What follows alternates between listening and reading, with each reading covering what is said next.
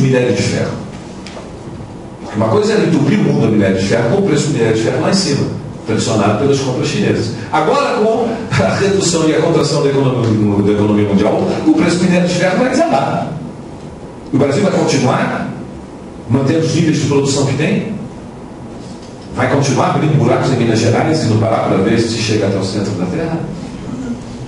Essas são as tensões. Isto cria problemas políticos. Qual é o lugar da Vale do Rio Doce? Foi privatizada. Mas os recursos do subsolo são recursos da nação. E, portanto, a Vale do Rio Doce é uma empresa privada, mista, que tem uma concessão do Estado. Esse é um problema político. Um terceiro recurso é a introdução de novas tecnologias. É verdade, mas até agora, as novas tecnologias, como vocês sabem, não há no horizonte novas tecnologias que possam cumprir o papel que a microeletrônica e a telemática tiveram nos últimos 20 anos, ou 30 anos, ou que a internet teve nos últimos 15 anos. Não há? Quais são as novas tecnologias? Os motores híbridos. Os automóveis que têm motores híbridos podem cumprir um papel nos próximos 10 anos que a internet cumpriu nos últimos 15.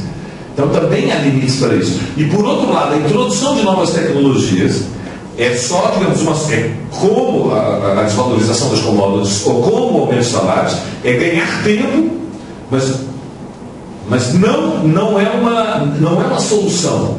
Digamos, empurra o problema para frente. O problema continua sendo o gigantismo da sobreacumulação de capitais que não encontra como realizar a valorização. E os últimos dois são a última fronteira e a financiarização. Um dos recursos que o capitalismo teve em crises anteriores foi incorporar sempre regiões periféricas do mundo que estavam à margem do mercado mundial dentro do mercado mundial. E então teve importância decisiva nos últimos 20 anos a restauração capitalista na China. Teve importância decisiva nos últimos 20 anos a restauração do capitalismo na Europa Oriental. Com a restauração do capitalismo na Europa Oriental, o que era o leste europeu, a começar pela Alemanha Oriental, se transformou numa espécie de semicolônia largada do imperialismo alemão. Isso deu um fôlego, evidentemente, que permitiu que a Alemanha topasse a iniciativa que era transformar a União Europeia numa de união aduaneira em união monetária. E este impulso que foi transformar uma união aduaneira, mercado comum, numa união monetária, tinha como retaguarda para a Alemanha toda a potencialidade para o investimento alemão, que era aquele proletariado tcheco, polonês, húngaro, romeno, búlgaro, disciplinado e miserável. E isso, evidentemente, deu um fogo na Europa. Deu 15 anos para a Europa. Deu fogo para o capitalismo português. Você chegava em Portugal há 10 anos atrás e encontrava nas obras mestres brasileiros e operários ucranianos. Lisboa tinha 2 jornais ucranianos e 3 rádios em língua russa. 2 jornais diários e 3 rádios em língua russa. Ou seja, os africanos, os ucranianos e os brasileiros substituíram os portugueses nos trabalhos mais pesados, a começar pela construção civil. Isso deu fôlego ao capitalismo português. Mas essas novas fronteiras quais são agora? Bom, agora é o Vietnã, as Filipinas, não sei se vocês sabem, as empreiteiras brasileiras estavam fazendo as obras para o Gaddafi na Líbia, trabalhavam como mão de obra vietnamita. Empreiteiras brasileiras financiadas pelo BNDES, instaladas na Líbia, fazendo obras públicas para um tirano delirante, usando mão de obra vietnamita. Esta é a última fronteira. Mas as possibilidades de usar esses recursos, isso é na Líbia, que é um Estado policial. Agora, imagina se as obras do PAC, para substituir a mão de obra rebelde nordestina que está fazendo Belo Monte, para evitar um novo geral, eles vão trazer vietnamitas para construir as obras do PAC, para trabalhar nos estádios. Sabe uma crise política no Brasil? Dá para fazer isso na Líbia com o Gaddafi. No Brasil não dá. Não dá por quê? Tem PSTU, tem CSP com lutas. Não vai acontecer. Tem limites para o que pode fazer.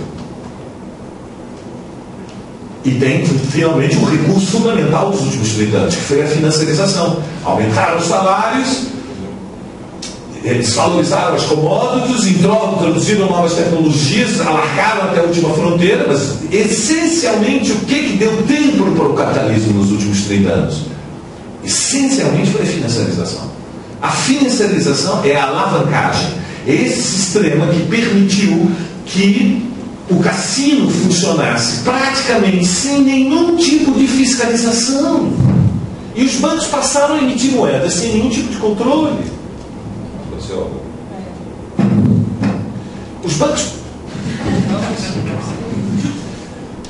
Eu estou tentando ter uma relação libidinosa, mas ele não está correspondendo.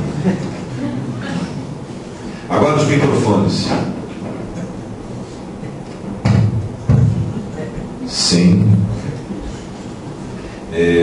A alavancagem significa que os bancos não tinham mais reservas. Por isso, uma das medidas de emergência é que agora a União Europeia resolveu impor que tem que ter reservas mínimas, que há limites para a alavancagem. Mas vocês sabem, a alavancagem histórica era uma proporção de 1 para 10.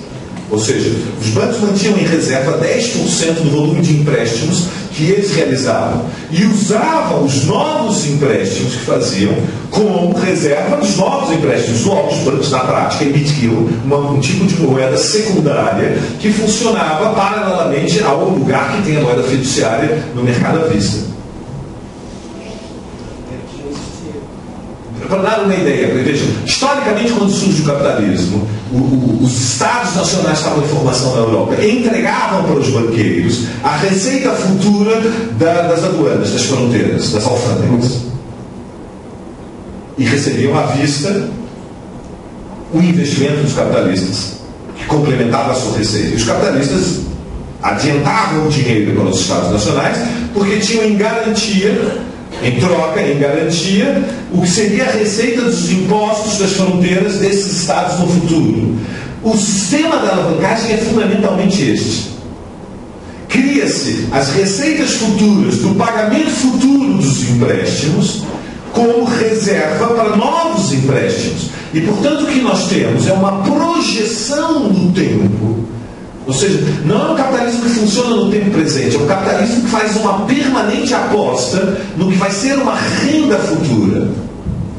Veja, do ponto de vista dos liberais e dos keynesianos, como é que eles justificaram isso? Eles sempre justificaram isso dizendo, é legítimo que seja assim.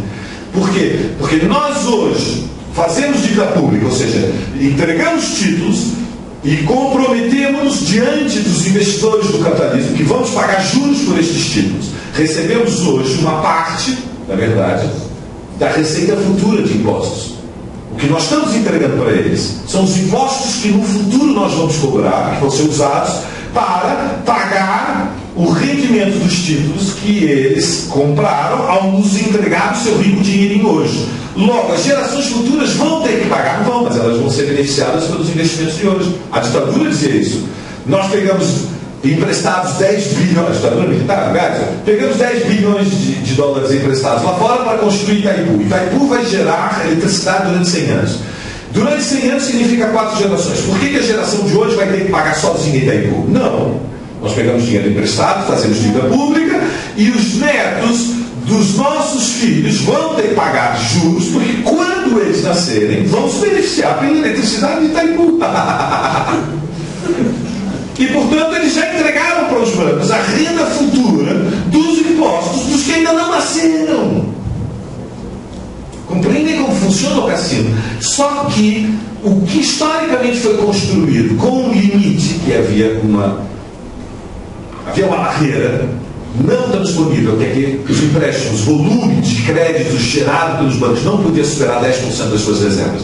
Isso evaporou-se. E nós estamos falando do mundo no qual a alavancagem supera a relação de $1 que o banco tem na sua reserva para $80 emprestados.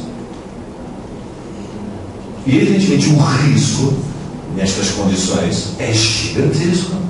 Porque é impossível valorizar esta massa de capital, que é toda fictícia. Exatamente como disse o Daniel, isto é capital fictício, porque é uma moeda impressa pelos bancos, que não tem nem sequer o controle dos bancos centrais, e que não tem limites, e que ninguém sabe quanto dinheiro eles emprestaram, porque eles estão protegidos pelo sigilo bancário e não há mais fiscalização dos bancos.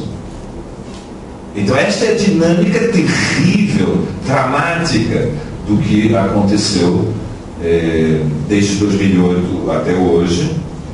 Haverá resposta das massas necessariamente. Nós somos socialistas. Veja, uma das diferenças entre o marxismo acadêmico e o marxismo revolucionário é que o marxismo revolucionário tem um elemento ideológico. O elemento ideológico é que você tem que ter fé nos trabalhadores, você tem que ter fé na humanidade, em última análise. Você tem que acreditar que há um limite do que se pode fazer com as pessoas. Você pode tirar o 15º salário, 14º salário, 13º salário, reduzir depois 30% dos outros 12 salários, obrigar o sujeito que tinha o remédio gratuito a pagar, que tinha educação gratuita a pagar, que tinha aposentadoria aos 60 anos, passá-la para os 70.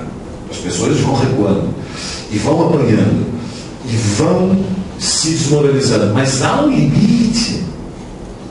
Ser socialista é acreditar que há um limite, que a classe trabalhadora, enquanto classe, não pode cometer suicídio de classe. Isso não quer dizer que individualmente a maioria das pessoas não possam agir contra si própria.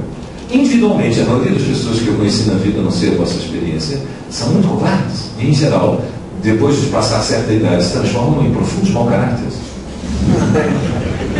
Claro, uma sociedade doente de mau caráter cria uma humanidade que se adapta às condições. As pessoas se adaptam às condições nas quais vivem. Nós não somos socialistas porque idealizamos a humanidade.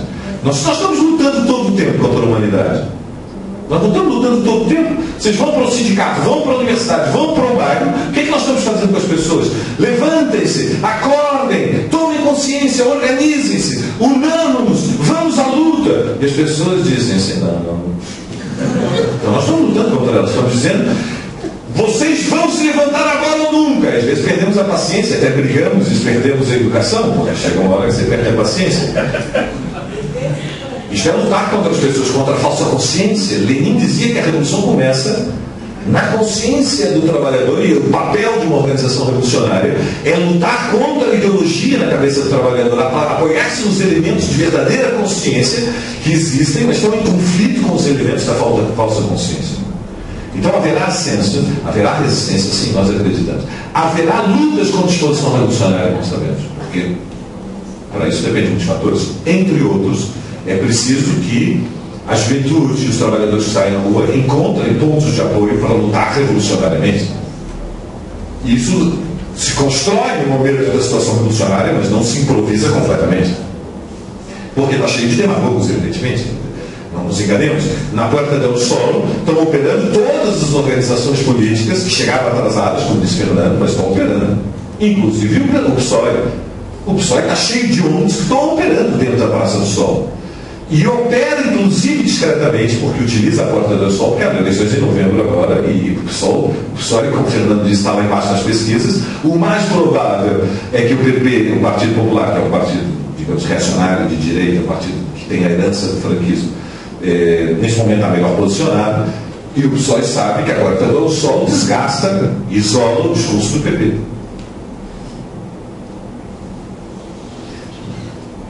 Mediações, para terminar, porque eu já passei de estou abusando dos meus 15 minutos, mas estou compensando porque na primeira volta eu falei um pouquinho menos. Então, no fundo, eu acho que o Fernando vai me perdoar se eu abusar agora um pouquinho. Gabriela falou a juventude, o papel da juventude. É verdade, mas a juventude é faísca. Tem que fazer uma mediação. É natural que ela, como jovem, esteja muito entusiasmada. Mas vejam, não foi a juventude egípcia, foi a juventude egípcia no sentido que o povo egípcio é jovem, certo? O povo egípcio é um país. A curva demográfica do Egito é de um país agrário que está semi-urbanizado, está no estágio de urbanização.